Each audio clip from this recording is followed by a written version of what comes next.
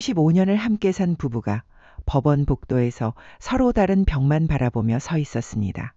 남편의 손에는 국민연금 분할 통지서가, 아내의 손에는 부동산 등기부 등본이 들려 있었습니다. 평생 함께 모은 재산을 두고 벌이는 마지막 싸움이었죠. 한때 가족이었던 두 사람에게 남은 건 법원 서류뿐이었습니다. 이게 바로 지금 대한민국에서 벌어지고 있는 현실입니다. 노후 준비라고 하면 우리는 늘 연금이 얼마 나오는지, 저축을 얼마나 해뒀는지만 계산합니다. 하지만 정작 아무도 준비하지 못한 변수가 있습니다. 바로 황혼이혼입니다. 평생을 함께한 부부가 인생의 마지막 장에서 등을 돌리는 순간 그 경제적 파장은 누구도 예상하지 못했던 방향으로 퍼져나갑니다. 2023년 통계청 자료를 보면 전체 이혼 건수 중 20년 이상 결혼 생활을 유지한 부부의 이혼이 30%가 넘습니다. 10년 전과 비교하면 거의 2배 가까이 늘어난 수치입니다. 더 놀라운 건 60대 이상 이혼율이 해마다 증가하고 있다는 점이죠. 여러분도 주변에서 한 번쯤 들어보셨을 겁니다. 자식들 다 키워놓고 이제 편하게 살만하다 싶을 때 헤어졌다는 이야기요. 처음엔 남의 일처럼 느껴집니다. 설마 우리가 그럴까 싶죠. 하지만 막상 당사자가 되고 나면 모든 게 달라집니다. 준비 없이 맞닥뜨린 경제적 현실은 생각보다 훨씬 가혹합니다. 제가 오늘 이 이야기를 꺼낸 이유는 단순히 이혼율 통계를 알려드리려는 게 아닙니다. 황혼 이혼이 가져오는 경제적 충격의 실체를 함께 들여다보려는 겁니다. 연금은 어떻게 나뉘는지, 평생 모은 재산은 어떻게 분할되는지, 이혼 후엔 어떤 경제적 어려움이 기다리는지 말이죠. 이건 단순한 돈 문제가 아닙니다. 노후의 존엄성과 직결된 생존의 문제입니다. 지금부터 들려드릴 이야기는 실제로 많은 분들이 겪고 있는 현실입니다. 어쩌면 여러분의 이야기일 수도 있고, 여러분 부모님이나 가까운 지인의 이야기일 수도 있습니다. 오늘 이 영상이 여러분께 작은 경종이 되었으면 합니다. 미리 알고 대비하는 것과 모르고 당하는 것은 천지 차이니까요. 그리고 이 영상이 도움이 되신다면 구독과 좋아요 버튼을 꼭 눌러주세요. 여러분의 작은 관심 하나가 더 많은 분들께 이 중요한 정보를 전하는 힘이 됩니다. 자, 그럼 이제 본격적으로 황혼 이혼의 실체 속으로 들어가 보겠습니다. 먼저 왜 이렇게 많은 노년 부부가 인생의 마지막 장에서 헤어지는 길을 선택하게 되는지 그 이유부터 살펴보겠습니다. 30년, 40년을 함께 산 부부가 인생의 마지막 장에서 헤어지기로 결심하는 이유는 무엇일까요? 젊은 부부의 이혼과는 분명 다른 맥락이 있습니다. 최근 만난 한 분은 이런 이야기를 들려주었습니다. 자식들 키울 땐 정신없이 바빴는데 막상 아이들이 독립하고 나니 집이 너무 조용해졌다고 합니다. 그 조용함 속에서 배우자와 단둘이 마주 앉아 있으려니 할 말이 없더랍니다. 아침에 일어나서 저녁에 잘 때까지 서로 무슨 이야기를 나눠야 할지 모르겠다는 겁니다. 이게 바로 황혼 이혼의 첫 번째 원인입니다. 자녀 독립 후 찾아오는 공허기입니다. 결혼 생활 대부분의 시간을 아이들 키우는 데 쏟아붓습니다. 아침에 학교 보내고 학원 보내고 공부 챙기고 대학 보내고 결혼시키고 그러다 보면 어느새 20, 30년이 흘러갑니다. 그 시간 동안 부부는 부모라는 역할에만 집중하죠. 서로를 남편과 아내로 바라보는 게 아니라 애 아빠, 애 엄마로만 바라봅니다. 아이들이 다 떠나고 나면 갑자기 부부만 남습니다. 그제야 서로를 다시 보게 되는데 낯설기만 합니다. 언제부터 이렇게 대화가 없었나 싶고 언제부터 이렇게 관심사가 달라졌나 싶습니다. 이게 공허기의 실체입니다. 두 번째 원인은 오랜 갈등의 누적입니다. 사실 많은 부부가 결혼 생활 내내 크고 작은 갈등을 안고 살아갑니다. 시댁 문제, 경제적 문제, 육아 방식의 차이, 성격 차이 같은 것들이죠. 젊을 땐 참습니다. 아이들 때문에, 체면 때문에, 경제적 이유 때문에 참고 또 참습니다. 어떤 분은 30년 동안 하루도 빠짐없이 참았다고 했습니다.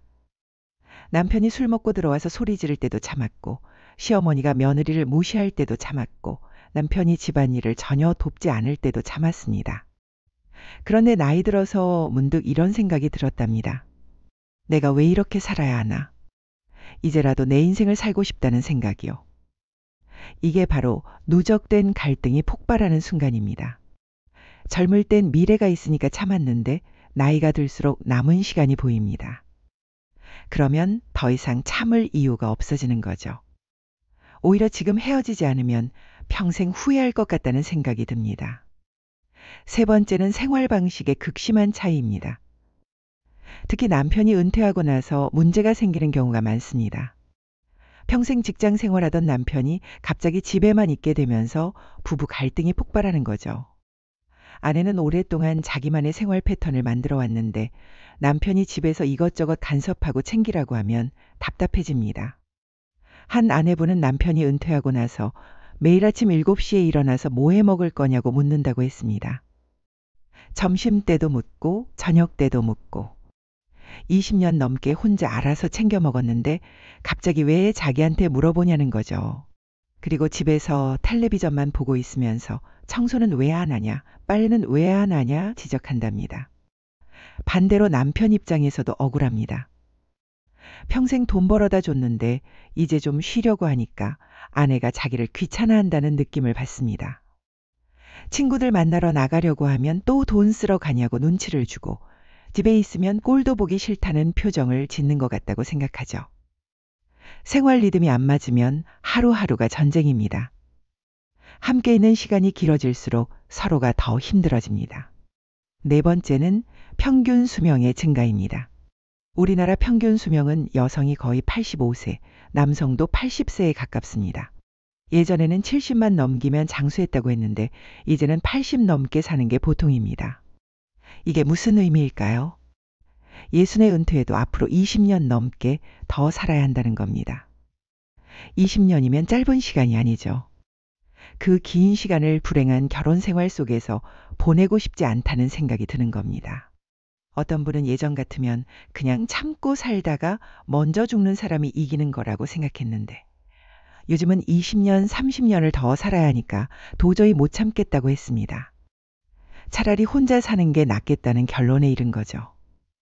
다섯 번째는 경제적 독립 가능성입니다. 예전에는 여성이 경제적으로 독립하기가 어려웠습니다. 전업주부로 살아온 여성이 나이 들어서 갑자기 이혼하면 생계를 유지하기가 힘들었죠. 그래서 참고 살았습니다. 하지만 요즘은 다릅니다. 국민연금 분할 제도가 생겼고 재산 분할도 50대 50으로 나누는 게 일반적입니다. 거기다 자식들도 어느 정도 성장해서 경제적으로 도와줄 수 있습니다. 그러니까 이혼해도 생활이 가능하겠다는 계산이 서는 겁니다. 한 여성분은 남편 연금 절반 받고 집 팔아서 절반 받으면 작은 아파트 하나 정도는 장만할 수 있겠다고 계산해 봤답니다. 그리고 딸이 생활비 좀 보태준다고 했고요. 그러니까 이혼이 현실적인 선택지로 느껴졌다는 겁니다. 이렇게 5가지 원인이 복합적으로 작용하면서 황혼 이혼은 계속 늘어나고 있습니다. 더 이상 남의 일이 아닙니다. 우리 부모님 세대의 이야기이고 곧 우리의 이야기가 될 수도 있습니다.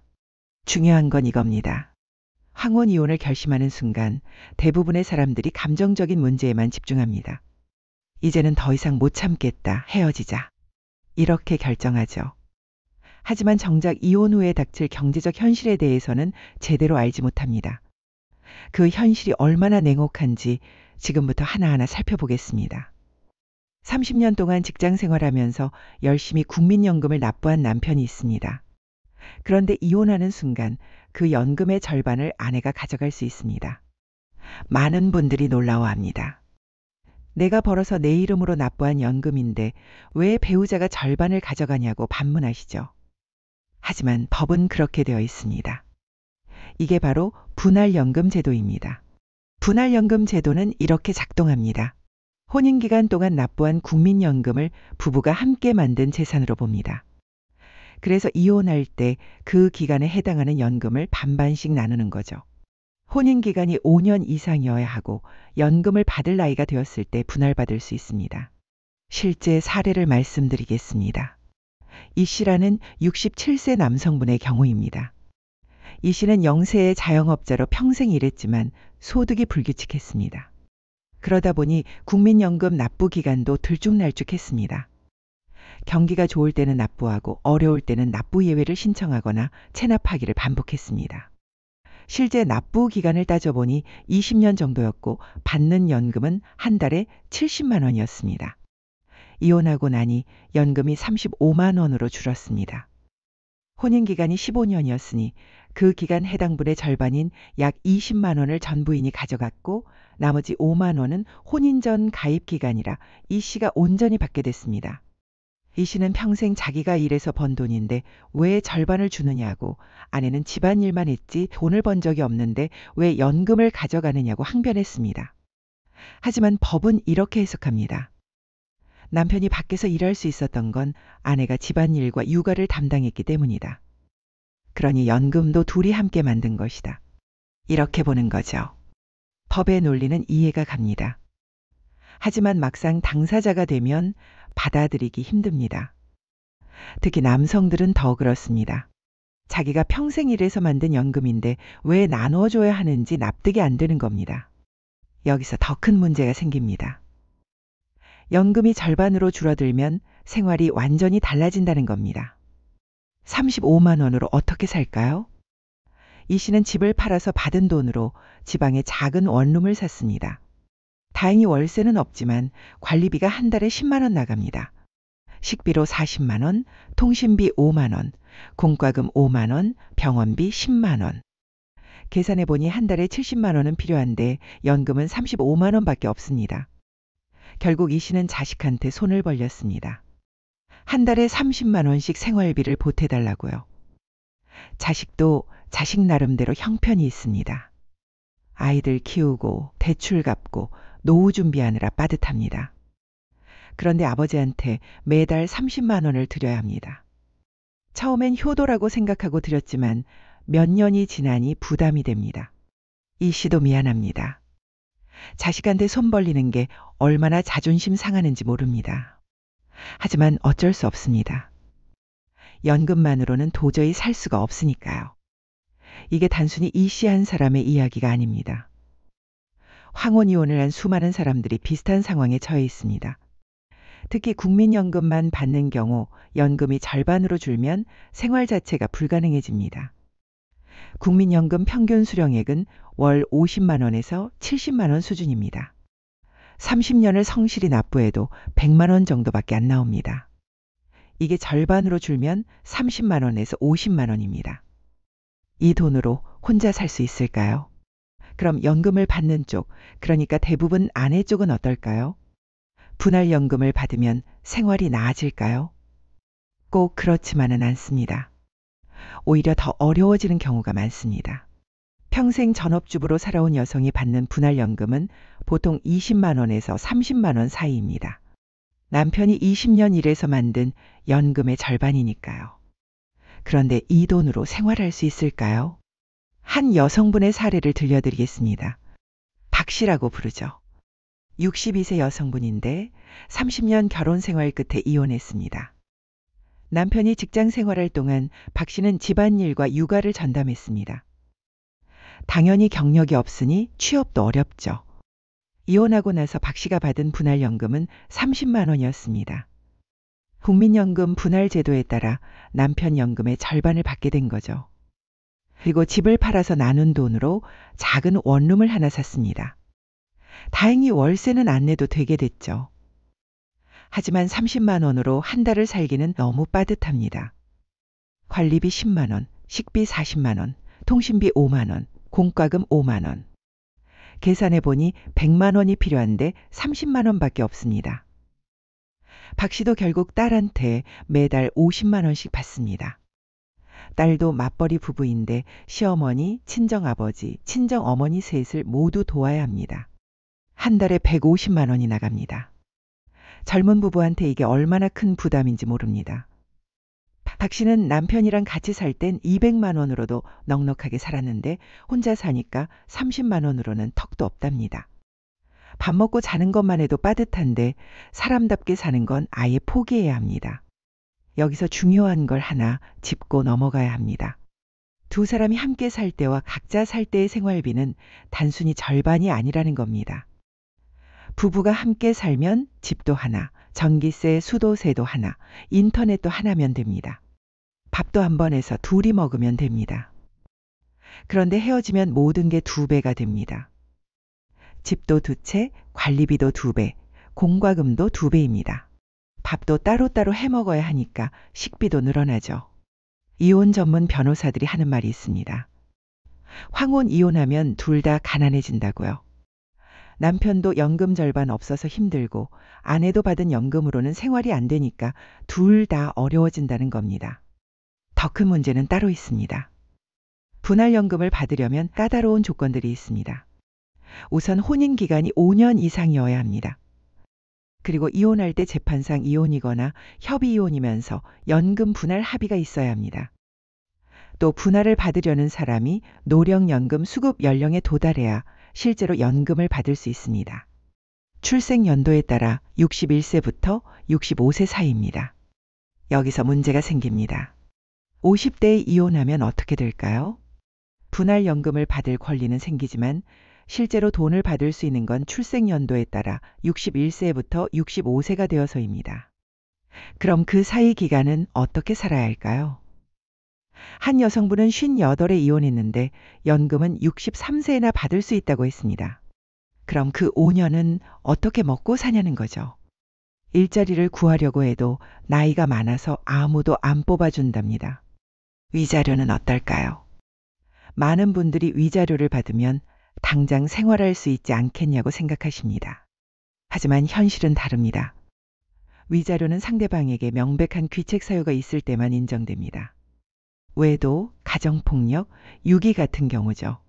단순히 성격 차이, 가치관 차이, 권태기 때문에 이혼한다면 위자료를 받기 어렵습니다.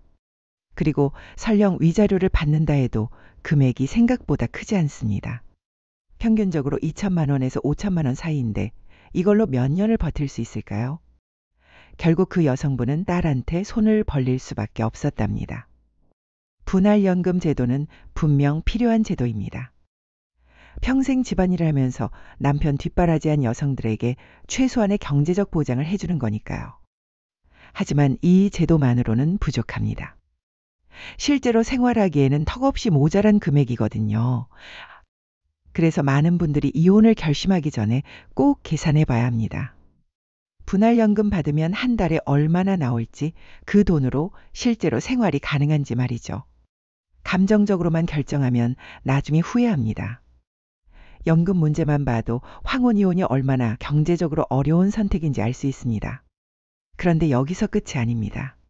연금보다 더 복잡하고 첨예한 문제가 남아 있습니다. 바로 부동산과 자산 분할입니다. 이건 정말 전쟁입니다. 평생을 함께 살면서 가장 공들여 만든 재산이 무엇일까요? 대부분의 가정에서 그건 바로 집입니다. 30년, 40년 동안 허리띠 졸라매고 저축해서 장만한 아파트 한 채. 그게 노후의 전부인 경우가 많습니다. 그런데 이혼하는 순간 이 집을 두고 가장 치열한 싸움이 벌어집니다. 법원은 원칙적으로 혼인 중에 형성된 재산을 50대 50으로 나누라고 합니다. 누가 더 많이 벌었든 누구 명의로 되어 있든 상관없이 절반씩 나누는 게 기본입니다.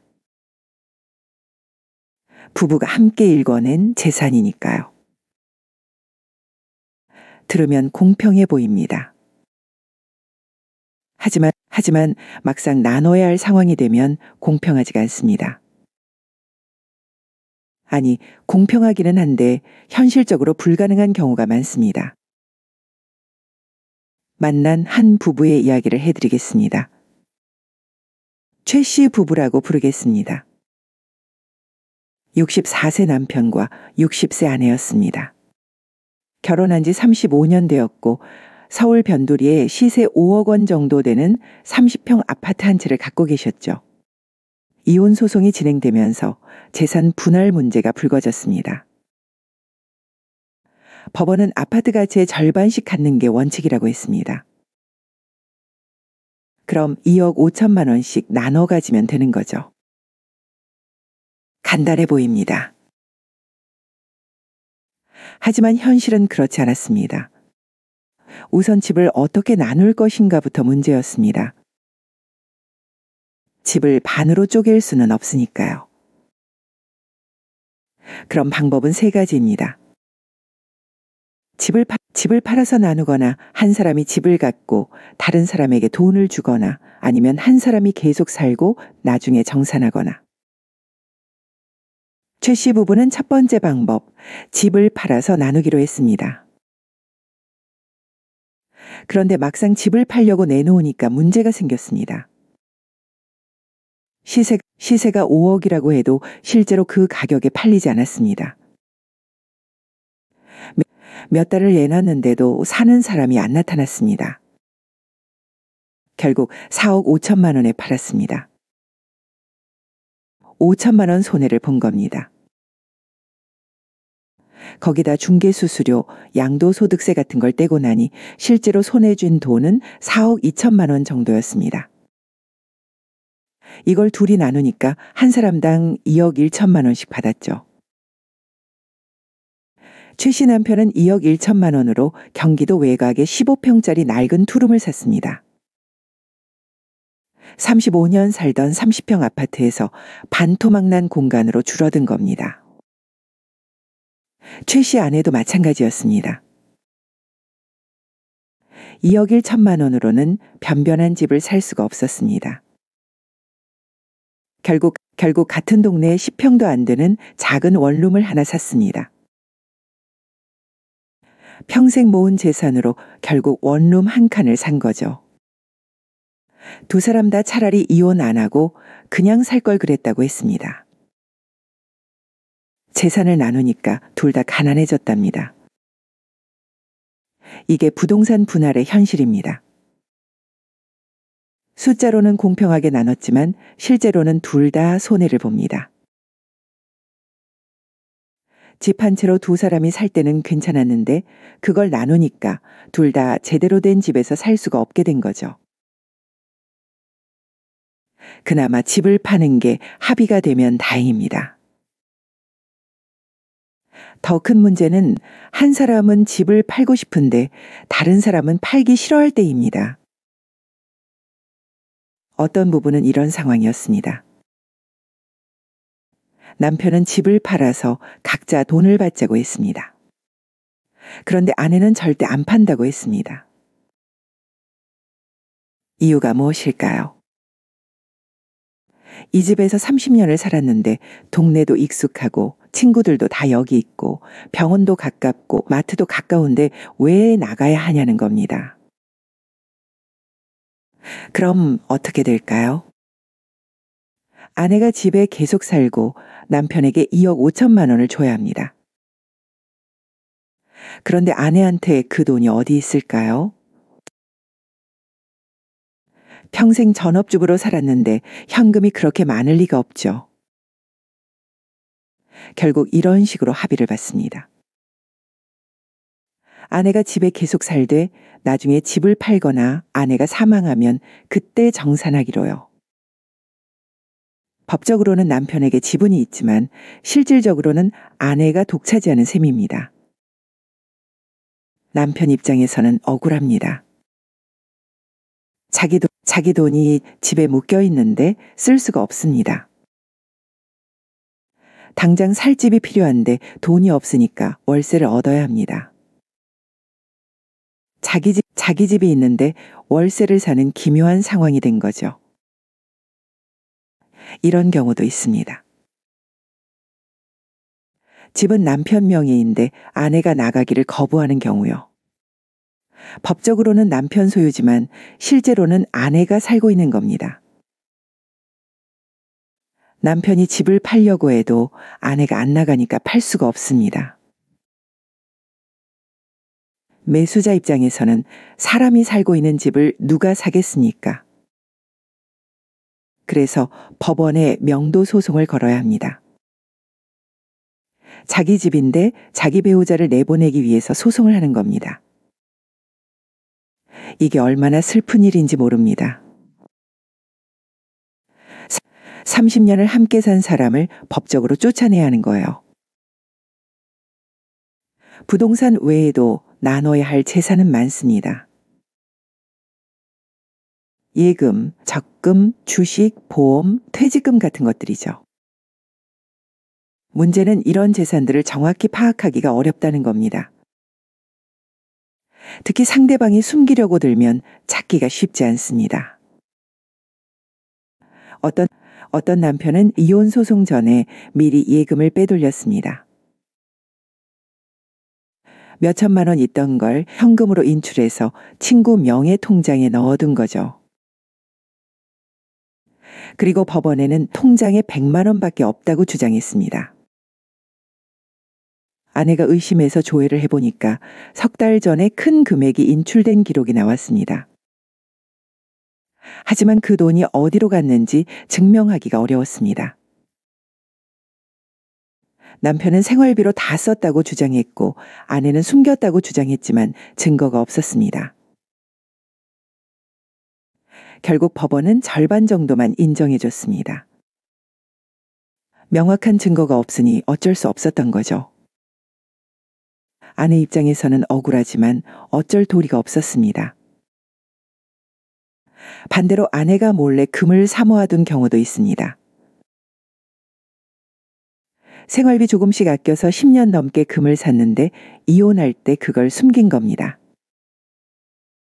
나중에 남편이 알아내서 문제가 됐지만 이미 아내가 어디론가 옮겨놓은 뒤였습니다. 이렇게 서로 재산을 숨기려고 하니까 이혼 과정이 더 험악해집니다. 신뢰가 완전히 무너진 상태에서 재산 싸움까지 하니까 둘 다 지칩니다. 법원도 힘듭니다. 수십 년 동안 형성된 재산을 정확히 파악해서 공평하게 나누는 게 얼마나 어려운 일인지 모릅니다. 게다가 양쪽이 다 자기가 더 많이 기여했다고 주장하니까 판단하기가 쉽지 않습니다. 어떤 남편은 자기가 30년 동안 돈을 벌었으니까 70%는 자기가 가져야 한다고 주장합니다. 아내는 집안일만 했으니까 30%면 충분하다는 겁니다. 반대로 아내는 자기가 아이 셋을 키우고 시부모 봉양하고 집안일 다 했으니까 60%는 받아야 한다고 말합니다. 남편은 돈만 벌어왔지 육아나 가사에는 전혀 기여하지 않았다는 겁니다. 이런 주장들을 들으면서 법원이 내리는 결론은 대부분 50대 50입니다. 특별한 사정이 없는 한 절반씩 나누는 게 원칙이거든요. 그런데 이 원칙이 항상 공평한 건 아닙니다. 예를 들어 남편이 평생 도박을 해서 빚을 엄청 만들었습니다. 집도 몇 번 날릴 뻔했고 아내가 친정에서 돈 빌려서 메운 적도 여러 번입니다. 그런데도 이혼할 때 재산을 절반씩 나눠야 할까요? 상식적으로는 아니라고 느껴집니다. 하지만 법은 그렇게 말합니다. 도박으로 날린 돈이 재산 형성에 마이너스 기여를 했다는 걸 입증하기가 어렵거든요. 결국 50대 50으로 나누게 됩니다. 반대로 아내가 사치와 낭비가 심해서 돈을 물쓰듯 한 경우도 마찬가지입니다. 명품백 수십 개 사고 해외여행 1년에 몇 번씩 가고 그러면서 저축은 하나도 안 했어도 재산 분할에서는 절반을 받습니다. 이런 상황들을 보면 재산 분할 제도가 완벽하지 않다는 걸 알 수 있습니다. 원칙은 공평하지만 개별 사례에 적용하면 불공평하게 느껴지는 경우가 많습니다. 그래서 이혼 전문 변호사들은 이렇게 조언합니다. 재산 분할 때문에 이혼을 망설이지 말고 반대로 재산 때문에 이혼을 결심하지도 말라고요. 어차피 나누면 둘 다 손해니까요. 중요한 건 이겁니다. 황혼 이혼을 결심하기 전에 재산이 어떻게 나뉠지 미리 계산해 봐야 합니다. 집을 팔면 실제로 손에 얼마나 쥐어지는지, 그 돈으로 어디서 어떻게 살 수 있는지 구체적으로 따져봐야 한다는 겁니다. 감정적으로만 접근하면 나중에 후회합니다. 이혼은 하고 나서 어디서 살지, 뭘 먹고 살지 막막해지는 거죠. 그래서 냉정하게 계산하고 판단해야 합니다. 연금도 나뉘고 재산도 나뉘었습니다. 이제 각자의 삶이 시작됩니다. 그런데 여기서 끝이 아닙니다. 진짜 경제적 충격은 이제부터입니다. 연금 분할받고 재산 나누고 각자 집 구하고 이제 끝난 걸까요? 천만의 말씀입니다. 진짜 경제적 고통은 이제부터 시작입니다. 같이 살 때는 몰랐던 지출들이 하나둘씩 모습을 드러냅니다. 그리고 그 지출은 혼자 감당하기에는 너무 큽니다. 만난 한 분의 이야기를 들려드리겠습니다. 이 씨라는 66세 남성분이었습니다. 이혼하고 나서 6개월 정도 지났을 때 만났는데 표정이 말이 아니었습니다.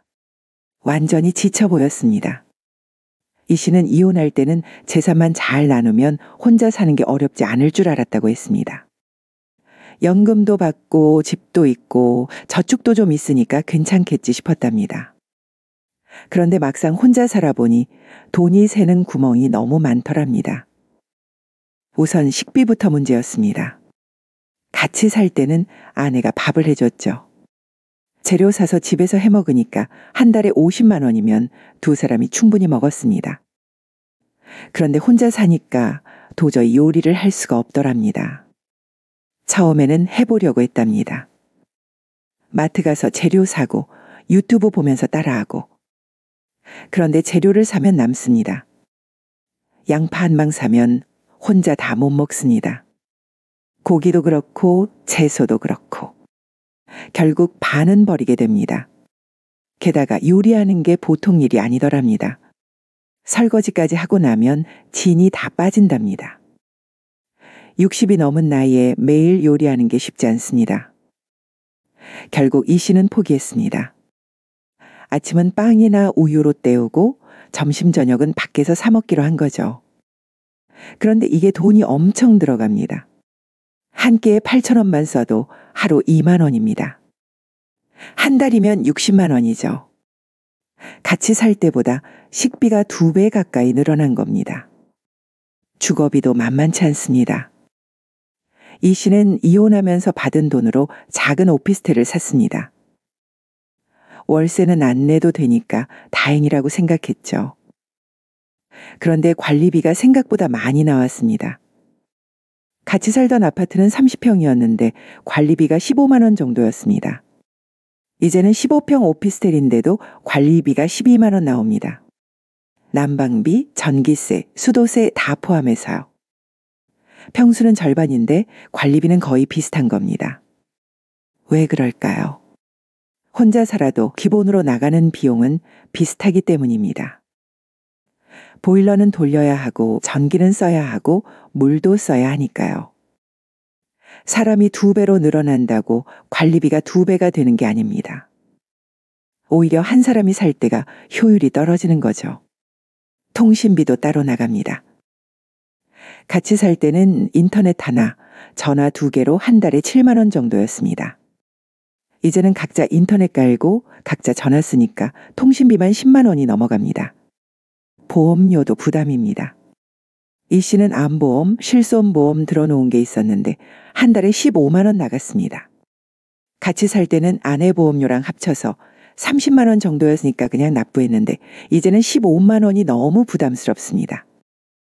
하지만 나이도 있고 건강도 예전 같지 않아서 끊을 수도 없습니다. 여기까지만 계산해도 한 달에 100만 원이 훌쩍 넘어갑니다. 식비 60, 관리비 12, 통신비 10, 보험료 15만 원. 그 외에 교통비, 의료비, 생필품 구입비 같은 걸 더하면 한 달에 130만 원은 기본으로 들어갑니다. 이 씨가 받는 연금은 100만 원입니다. 30만 원이 모자란 거죠. 어떻게 해야 할까요? 저축한 돈을 까먹어야 합니다. 한 달에 30만 원씩 까먹으면 1년에 360만 원입니다. 10년이면 3,600만 원이죠. 이 씨는 계산해보고 깜짝 놀랐답니다.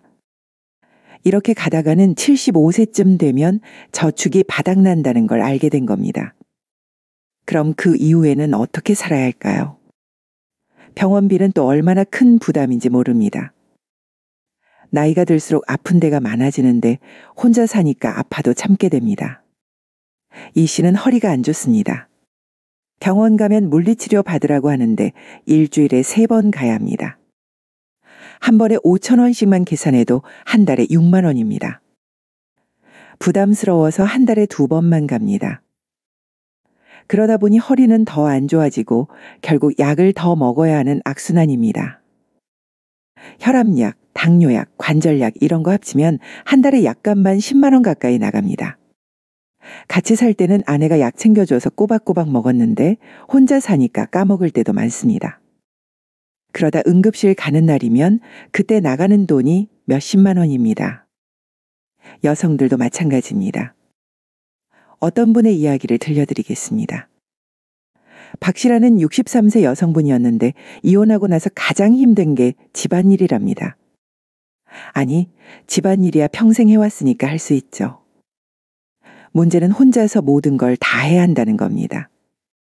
같이 살 때는 남편이 무거운 거 들어주고 전구 갈아주고 보일러 고장나면 고쳐주고 그랬습니다. 그런데 이제는 다 혼자 해야 합니다. 아니면 돈 주고 사람을 불러야 합니다. 어느 날 변기가 막혔답니다. 뚫어보려고 해도 안 되고 할 수 없이 업체를 불렀죠. 5만 원 받더랍니다. 보일러가 고장났을 때는 10만 원 들었고요. 형광등 갈 때도 업체 부르면 3만 원입니다. 같이 살 때는 남편이 다 해줬는데 이제는 이런 것 하나하나가 다 돈입니다. 한 달에 한두 번씩 이런 일이 생기니까 유지비만 10만 원 넘게 나갑니다. 쓰레기 버리는 것도 일입니다. 큰 쓰레기는 혼자 들 수가 없습니다. 장 볼 때도 힘듭니다. 쌀 10kg 사면 집까지 들고 올 수가 없습니다. 택배로 시키면 배송비가 붙고요. 외로움도 돈이 됩니다. 외로우니까 사람들을 만나려고 하는데 그게 다 돈이거든요. 이 씨는 집에 혼자 있으면 너무 답답해서 나가게 된다고 했습니다. 카페 가면 커피값 5천 원, 친구 만나면 밥값 10,000원, 노래방 가면 또 10,000원. 일주일에 두세 번만 나가도 한 달에 10만 원이 훌쩍 넘습니다. 같이 살 때는 집에 사람이 있으니까 심심하지 않았습니다. 텔레비전도 같이 보고 밥도 같이 먹고 대화도 하고. 그런데 혼자 사니까 집이 감옥 같답니다. 그래서 자꾸 밖으로 나가게 되고 그게 다 돈이 되는 거죠. 더 큰 문제는 예상치 못한 지출입니다. 갑자기 이가 부러져서 임플란트 해야 하는데 200만 원입니다. 안경이 고장나서 새로 맞추는데 40만 원입니다. 겨울에 패딩 하나 사는데 10만 원입니다. 같이 살 때는 이런 지출이 있어도 둘이서 감당했습니다. 그런데 이제는 혼자 감당해야 하니까 부담이 배가 됩니다. 어떤 분은 이혼하기 전에는 한 달에 200만 원으로 두 사람이 여유롭게 살았는데 이혼하고 나서는 100만 원으로 혼자 살기도 빠듯하다고 했습니다. 도대체 돈이 어디로 새는지 모르겠답니다. 이게 바로 황혼 이혼의 2차 경제 충격입니다. 1차는 연금과 재산을 나누는 거고 2차는 혼자 살면서 생활비가 폭증하는 겁니다. 그리고 이 2차 충격이 훨씬 더 오래가고 훨씬 더 힘듭니다. 통계를 보면 황혼 이혼 후 5년 안에 빈곤층으로 떨어지는 비율이 30%가 넘습니다. 특히 여성의 경우 그 비율이 더 높습니다. 왜 그럴까요? 바로 이런 2차 충격 때문입니다. 이혼할 때는 재산 분할만 생각합니다. 집 팔아서 얼마 받고 연금 얼마 받고 이 정도면 살 수 있겠지 하고 계산하죠. 하지만 실제로 혼자 살아보면 생활비가 예상보다 훨씬 많이 듭니다. 그리고 그 차익이 쌓이고 쌓여서 결국 빈곤으로 이어지는 겁니다. 더 무서운 건 이 상황이 나아질 가능성이 거의 없다는 겁니다. 나이가 들수록 병원비는 늘어나고 물가는 오르고 연금은 고정되어 있으니까요. 시간이 갈수록 더 어려워질 수밖에 없습니다. 그래서 황혼 이혼을 고민하는 분들께 말씀드립니다. 재산 분할만 계산하지 마시고 이혼 후 생활비까지 구체적으로 계산해 보십시오. 한 달에 얼마가 들어갈지, 1년이면 얼마인지, 10년이면 얼마인지 냉정하게 따져봐야 합니다. 경제적 문제만 있는 게 아닙니다. 황혼 이혼 후에는 정서적인 문제도 찾아옵니다. 그리고 그 정서적 문제가 다시 경제 문제로 이어집니다. 어떻게 연결되는지 지금부터 말씀드리겠습니다. 황혼 이혼이 가져오는 가장 큰 고통이 무엇일까요? 돈이 없어서일까요? 물론 그것도 큽니다. 하지만 더 큰 고통은 따로 있습니다. 바로 외로움입니다. 30년, 40년을 함께 산 사람이 갑자기 사라지면 어떻게 될까요? 집에 돌아와도 아무도 없습니다. 밥을 먹어도 혼자입니다. 텔레비전을 봐도 대화 상대가 없습니다. 아침에 눈을 떠도 옆자리가 텅 비어 있습니다. 만난 정씨라는 68세 남성분이 이런 말을 했습니다. 이혼하고 처음 한 달은 좋았답니다. 자유롭다는 느낌이 들었다고 합니다. 아무도 간섭하지 않고 하고 싶은 대로 하고 먹고 싶은 거 먹고 그게 행복이라고 생각했답니다. 그런데 2달째부터 이상해졌답니다. 집에 돌아오는 게 무섭더랍니다. 불 꺼진 집에 들어가면 너무 조용해서 귀가 멍멍하다고 했습니다. 말 그대로 아무 소리도 안 들린답니다. 냉장고 돌아가는 소리만 들릴 뿐입니다. 처음에는 참았답니다. 텔레비전 켜고 라디오 틀고 핸드폰으로 유튜브 보고 그렇게 소리를 채워 넣었죠. 그런데 그게 외로움을 채워주지는 못하더랍니다. 오히려 더 공허해지더랍니다. 밤이 가장 힘들다고 했습니다. 잠이 안 온답니다. 40년을 옆에 사람 있으면서 잤는데 갑자기 혼자 자려니까 잠을 못 이루더랍니다. 새벽 2시, 3시까지 뒤척이다가 겨우 잠들면 아침이 된답니다. 그러다 보니 건강이 나빠졌습니다.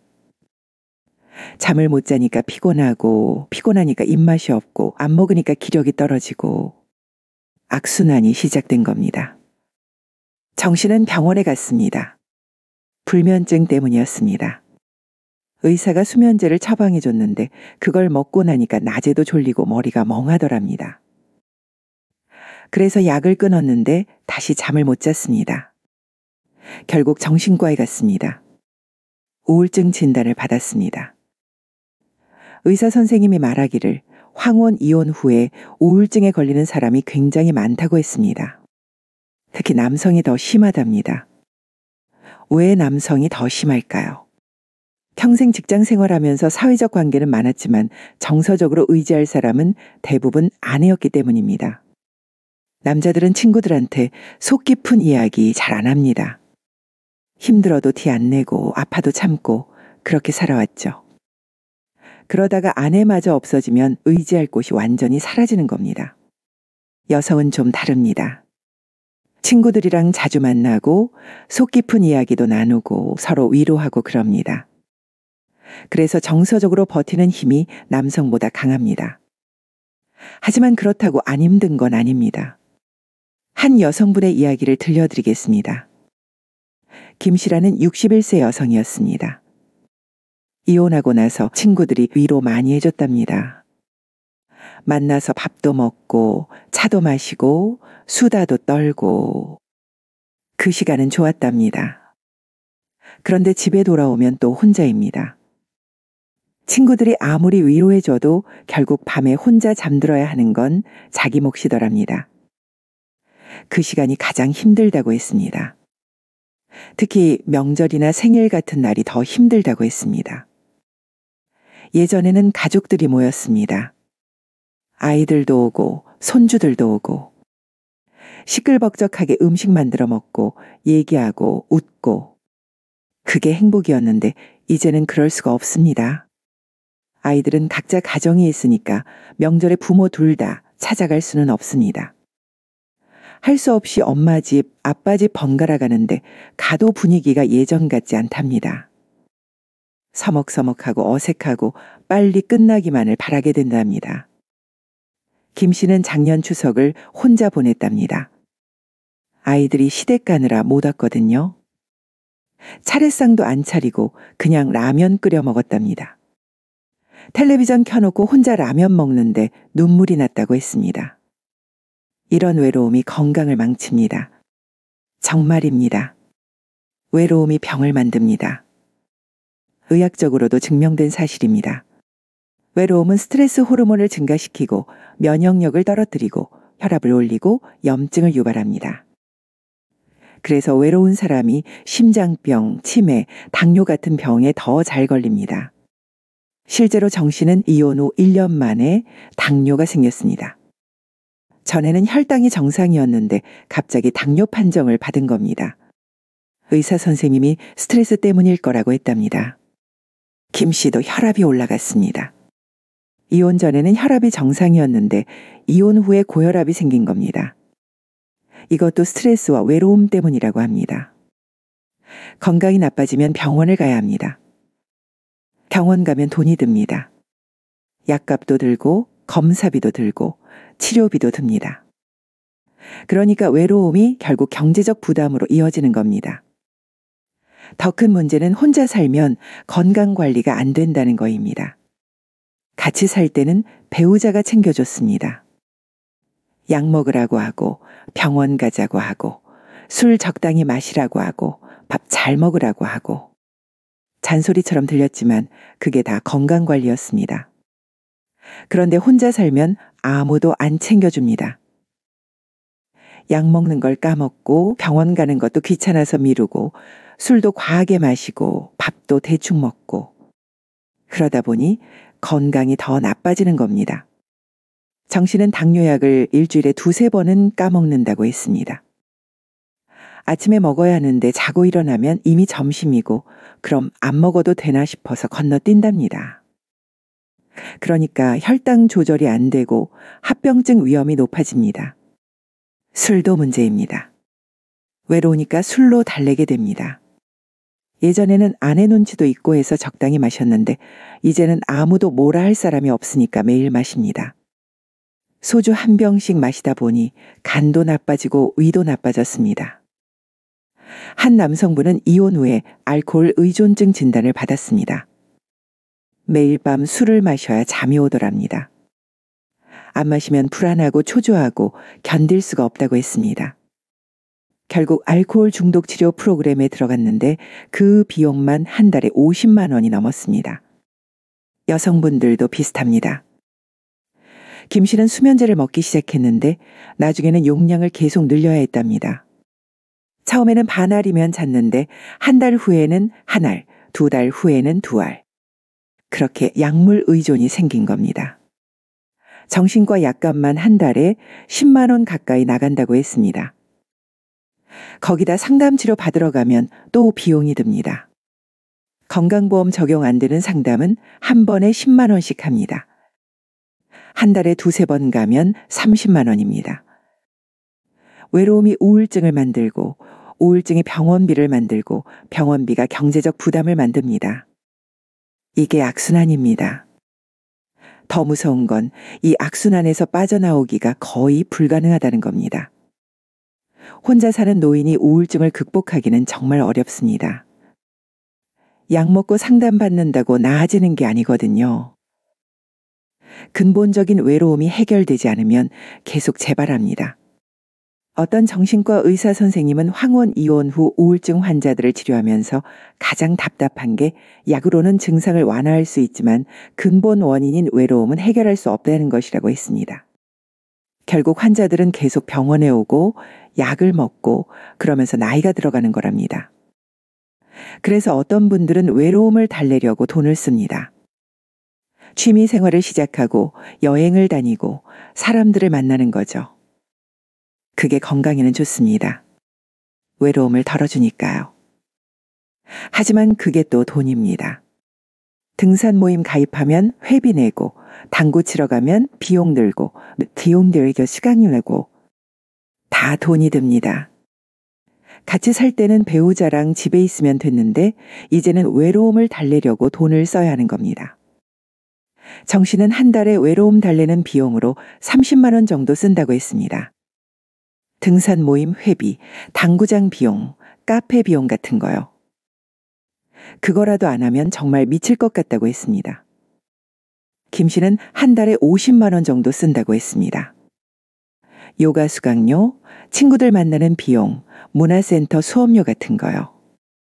돈은 부담스럽지만 안 쓸 수가 없다고 했습니다. 결국 황혼이혼은 단순히 재산을 나누고 각자 사는 게 아닙니다.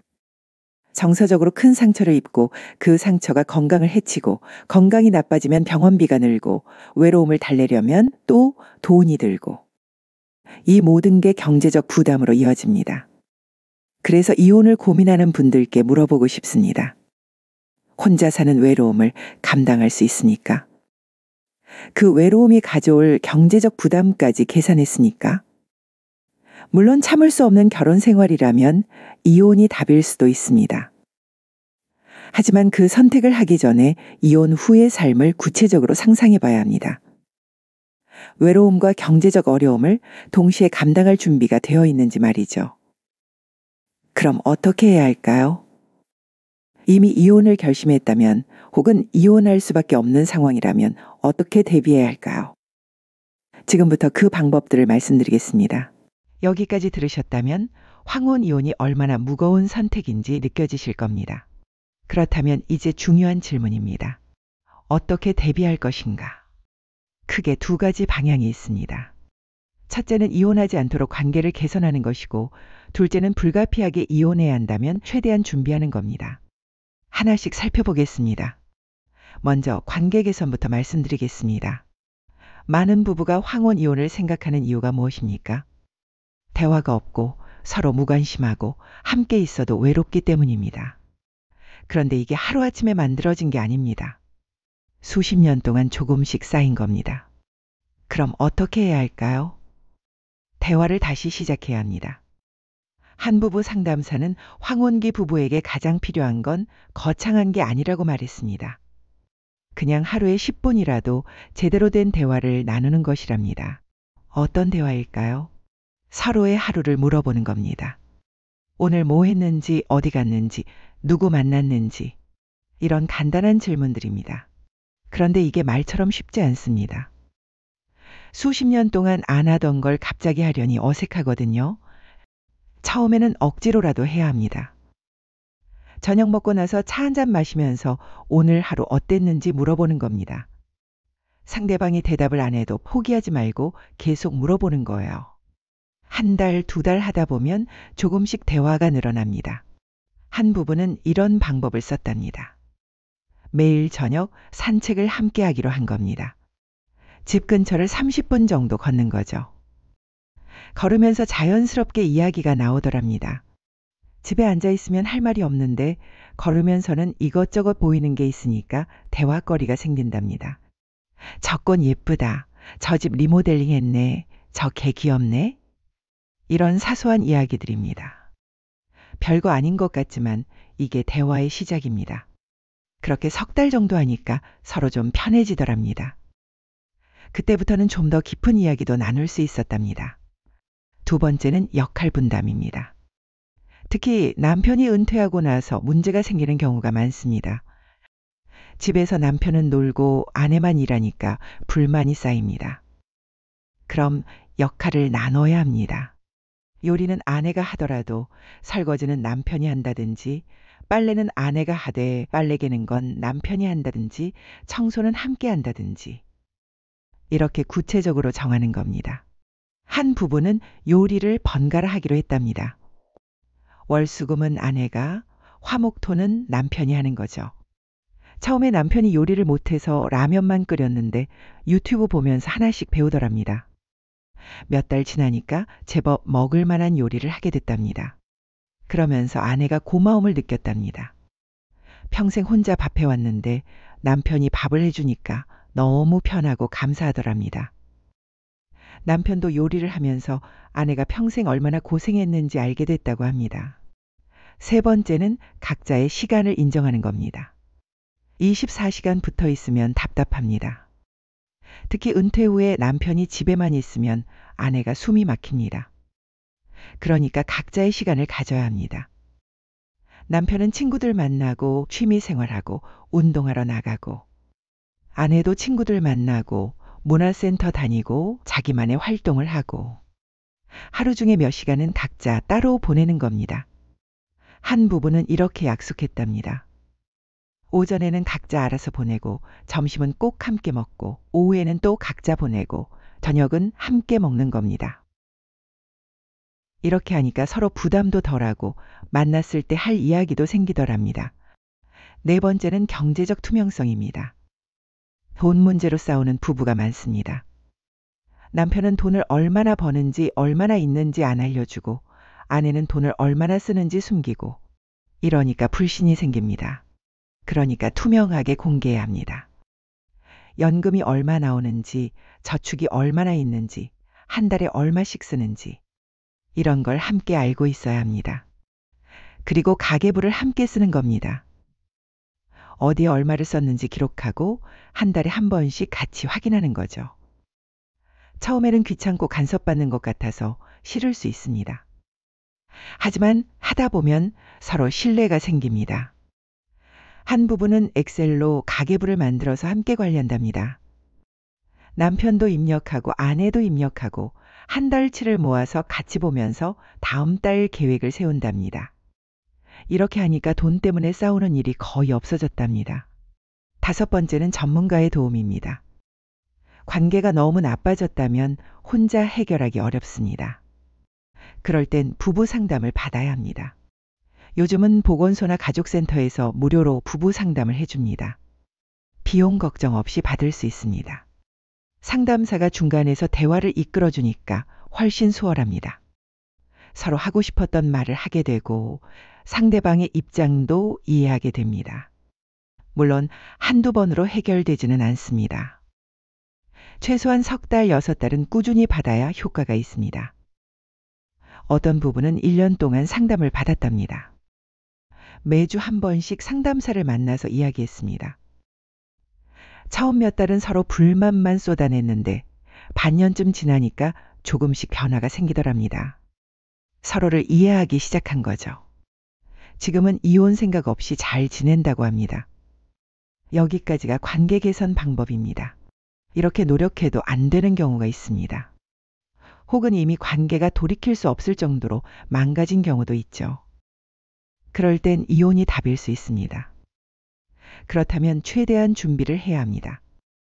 이혼을 준비할 때 가장 중요한 건 재산 파악입니다. 혼인 중에 형성된 재산이 정확히 얼마인지 알아야 합니다. 부동산, 예금, 적금, 주식, 보험, 퇴직금, 연금 이런 것들을 다 리스트로 만드는 겁니다. 그리고 각각의 가치가 얼마인지 확인합니다. 부동산은 시세를 알아봐야 합니다.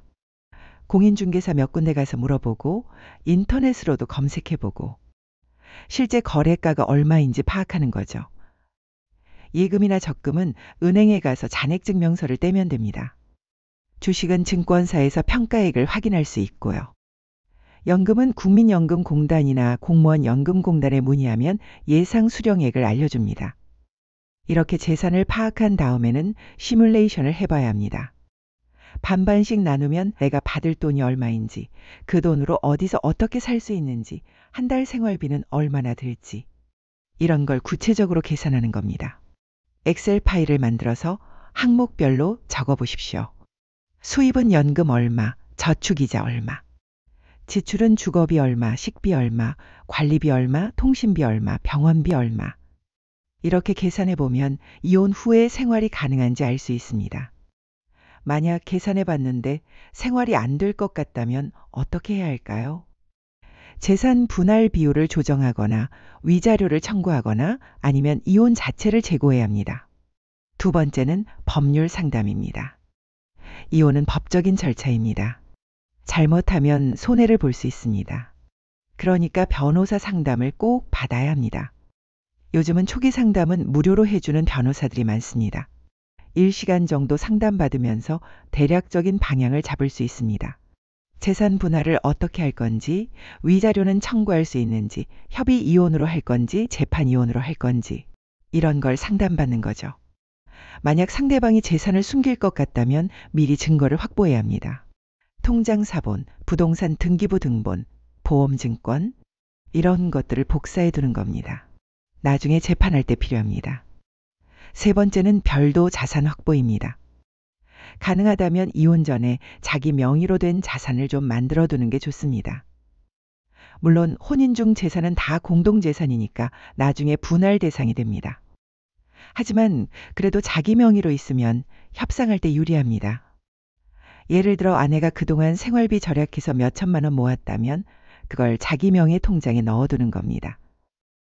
나중에 이혼할 때 그 돈도 나눠야 하지만 적어도 상대방 몰래 없어질 위험은 없습니다.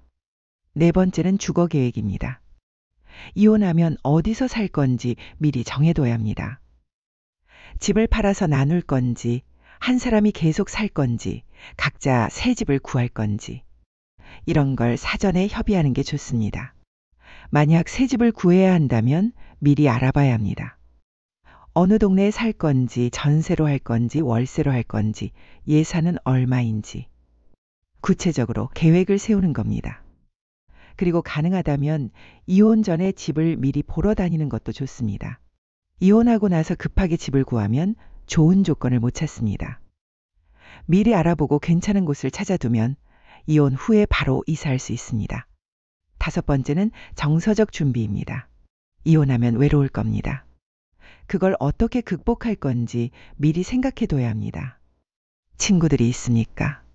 취미 생활이 있습니까? 정기적으로 만나는 모임이 있습니까? 이런 게 없다면 지금부터 만들어야 합니다. 교회나 성당, 절에 다니는 것도 좋습니다. 신앙이 있으면 정서적으로 의지가 되고 거기서 사람들도 만날 수 있습니다. 복지관이나 경로당에 나가는 것도 방법입니다. 중요한 건 이혼 전에 미리 사회적 관계를 만들어 두는 겁니다. 이혼하고 나서 갑자기 만들려고 하면 어렵습니다. 지금부터 조금씩 확장해 나가는 거죠. 황혼 이혼은 인생의 큰 결정입니다. 가볍게 생각하면 안 됩니다. 충분히 고민하고 준비하고 그래도 이혼이 답이라면 그때 결정해야 합니다. 절대로 감정적으로 결정하지 마십시오. 나중에 반드시 후회합니다. 여기까지 긴 이야기를 들어주셔서 감사합니다. 황혼 이혼의 경제적 파장, 생각보다 훨씬 크고 무겁습니다. 지금까지 말씀드린 내용을 정리해 보겠습니다. 황혼 이혼은 단순히 헤어지는 게 아닙니다. 연금이 반으로 줄고 재산을 나누면 둘 다 가난해지고 혼자 살면 생활비가 배로 늘어나고 외로움이 병을 만들고 그 병이 또 경제적 부담이 됩니다. 악순환입니다. 통계로 보면 더 명확합니다. 황혼 이혼 후 5년 안에 빈곤층으로 떨어지는 비율이 30%가 넘습니다. 10명 중 3명은 가난해진다는 겁니다. 그리고 그 가난에서 벗어나기는 거의 불가능합니다. 나이가 있으니까 일자리도 없고 건강도 나빠지고 연금은 고정되어 있으니까요. 오늘 이 이야기를 한 이유는 황혼 이혼을 하지 말라는 게 아닙니다. 참을 수 없는 결혼 생활이라면 이혼이 답일 수 있습니다. 폭력이 있거나 외도가 있거나 도저히 함께 살 수 없는 상황이라면 헤어지는 게 맞습니다. 하지만 그저 권태롭다는 이유로, 대화가 없다는 이유로, 서로 무관심하다는 이유로 이혼을 생각하신다면 다시 한번 고민해 보시기 바랍니다. 왜냐하면 그런 문제들은 노력하면 개선될 수 있기 때문입니다. 대화를 다시 시작할 수 있고 역할을 나눌 수 있고 각자의 시간을 인정할 수 있습니다. 상담을 받을 수도 있고요. 하지만 일단 이혼하고 나면 돌이킬 수 없습니다. 연금은 반으로 줄어들고 집은 팔리고 외로움은 찾아오고 그걸 다시 되돌릴 방법은 없습니다. 특히 경제적 문제는 정말 심각합니다. 젊을 때 이혼은 다시 시작할 수 있습니다. 일을 해서 돈을 벌 수 있고 새로운 삶을 만들 수 있죠. 하지만 60이 넘어서 이혼하면 다시 시작하기가 너무 어렵습니다. 한 변호사는 황혼 이혼 상담을 하면서 가장 안타까운 게 이혼하고 나서 후회하는 사람들이 너무 많다는 것이라고 했습니다. 이혼할 때는 자유로워질 거라고 생각했는데 막상 혼자 살아보니 전보다 더 불행하답니다. 돈 때문에 불행하고 외로움 때문에 불행하고 건강 때문에 불행합니다. 그래서 재결합하고 싶어도 이미 늦었다고 합니다. 한번 갈라진 관계는 다시 붙이기가 정말 어렵습니다. 그래서 간곡히 부탁드립니다. 황혼 이혼을 생각하고 계신다면 최소한 6개월은 고민하십시오. 그 6개월 동안 관계 개선을 위해 노력해 보십시오. 상담도 받아보시고 대화도 해보시고 함께 산책도 해보십시오. 그래도 안 되면 그때 결정하셔도 늦지 않습니다. 하지만 노력도 안 하고 감정적으로 결정하는 건 절대 안 됩니다. 만약 이미 이혼을 결심하셨다면 혹은 이혼이 불가피한 상황이라면 철저하게 준비하십시오. 재산이 얼마인지 파악하고 이혼 후 생활비를 계산하고 어디서 살지 계획하고 법률 상담도 받으십시오. 그리고 정서적 준비도 하십시오. 외로움을 어떻게 극복할 건지, 사회적 관계는 어떻게 만들 건지 미리 생각해 두십시오. 준비 없이 이혼하면 더 큰 고통이 기다립니다.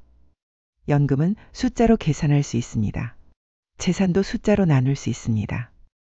하지만 황혼 이혼이 남기는 경제적 파장은 숫자로만 설명되지 않습니다. 외로움이라는 숫자, 후회라는 숫자, 건강 악화라는 숫자까지 다 더해지면 그 무게는 상상을 초월합니다. 지금부터라도 내 노후를 지킬 지혜와 준비가 필요합니다. 이혼을 하든 안 하든 부부가 함께 행복하게 늙어가는 방법을 고민해야 합니다.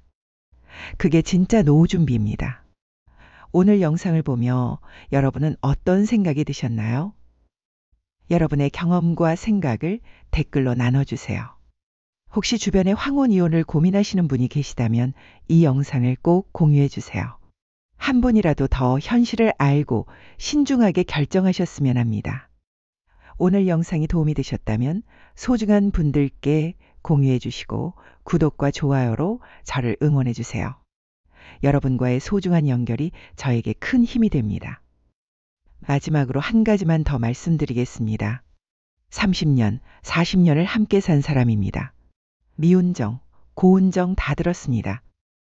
그 긴 시간을 함께한 사람을 쉽게 떠나보내지 마십시오. 조금만 더 노력하면 남은 인생을 함께 행복하게 보낼 수 있을지도 모릅니다. 물론 정말 떠나야 한다면 떠나십시오. 하지만 그 선택이 감정이 아닌 이성으로, 충동이 아닌 계획으로 이루어지기를 바랍니다.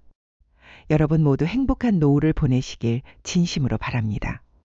오늘도 행복한 하루 되세요.